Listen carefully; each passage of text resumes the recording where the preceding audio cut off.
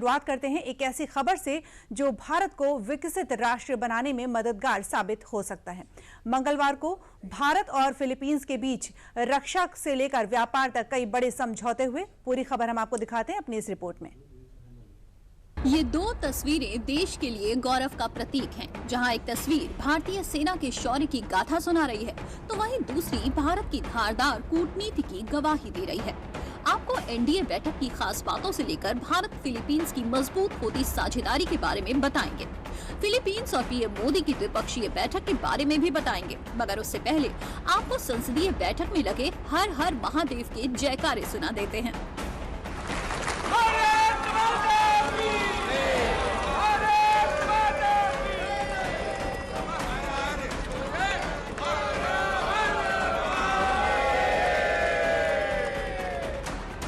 ये गूंज, ये ललकार भारतीय सेना के शौर्य के लिए है। भारत के लिए नापाक इरादे रखने वाले आतंकियों के खात्मे के बाद है।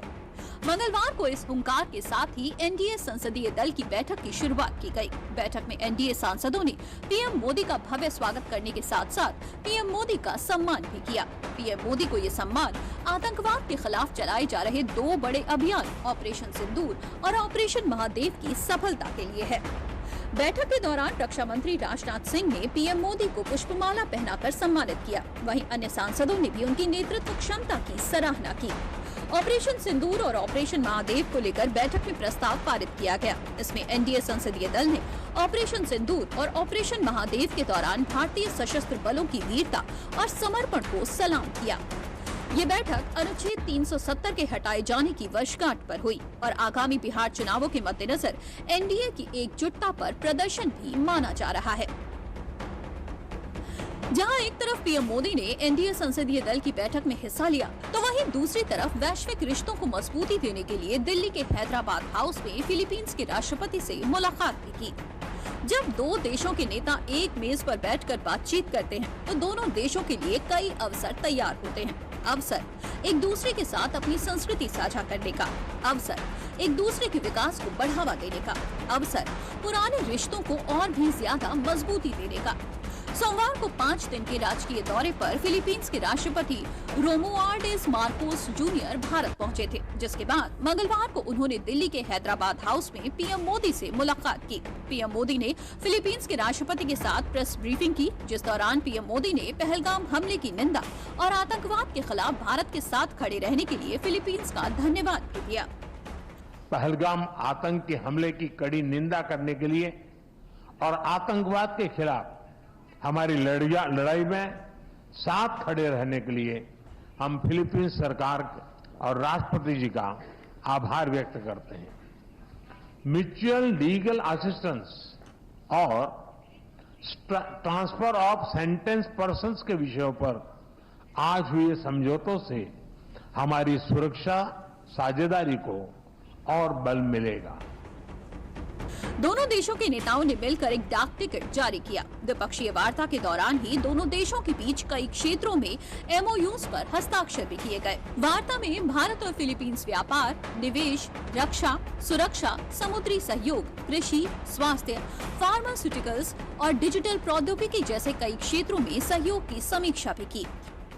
फ्रेंड्स, हर स्तर पर संवाद, हर क्षेत्र में सहयोग लंबे समय से हमारे संबंधों की पहचान रहा है। आज मैंने और राष्ट्रपति जी ने आपसी सहयोग, क्षेत्रीय मुद्दों और अंतर्राष्ट्रीय परिस्थितियों पर विस्तार से बातचीत की। ये प्रसन्नता का विषय है कि आज हमने अपने संबंधों को स्ट्रैटेजिक पार्टनरशिप का दर्जा देने का निर्णय लिया है।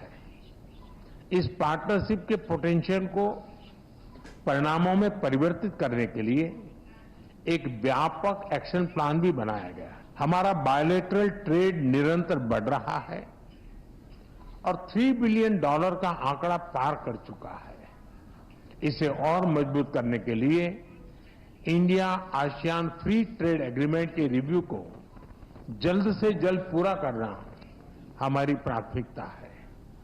साथ ही हमने द्विपक्षीय प्रेफरेंशियल ट्रेड एग्रीमेंट की दिशा में काम करने का फैसला भी किया है। रविवार को भारत और फिलीपींस के बीच साउथ चाइना सी में पहली बार संयुक्त नौसैनिक सैन्याभ्यास किया गया। 2 दिन चला ये सैन्य अभ्यास दोनों देशों की मजबूत होती साझेदारी की गवाही भी दे रहा है। रक्षा क्षेत्र में फिलीपींस और भारत की साझेदारी का एक और उदाहरण आपको बता देते हैं। फिलीपींस भारत से ब्रह्मोस खरीदने वाला अकेला देश है। भारत ने पिछले साल अप्रैल में फिलीपींस को ब्रह्मोस सुपरसोनिक क्रूज मिसाइलों की पहली खेप भेजी थी। दोनों देशों के बीच जनवरी 2022 में ब्रह्मोस मिसाइलों के लिए $375 मिलियन में डील हुई थी। फ्रेंड्स, मजबूत हो रहे रक्षा संबंध गहरे आपसी विश्वास का प्रतीक है। मैरीटाइम नेशंस के रूप में दोनों देशों के बीच मैरीटाइम कोऑपरेशन स्वाभाविक भी है और आवश्यक भी। ह्यूमैनिटेरियन एड, डिजास्टर रिलीफ और सर्च एंड रेस्क्यू ऑपरेशन में हम मिलकर काम करते रहे हैं। आज जब राष्ट्रपति जी भारत में हैं, भारतीय नौसेना के 3 जहाज पहली बार फिलीपींस में नौसैनिक एक्सरसाइज में भाग ले रहे हैं।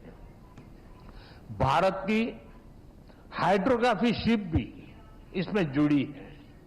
इंडियन ओशन क्षेत्र के लिए भारत में बनाए गए इंटरनेशनल फ्यूचर सेंटर से जुड़ने के लिए हम फिलीपींस का स्वागत करते हैं।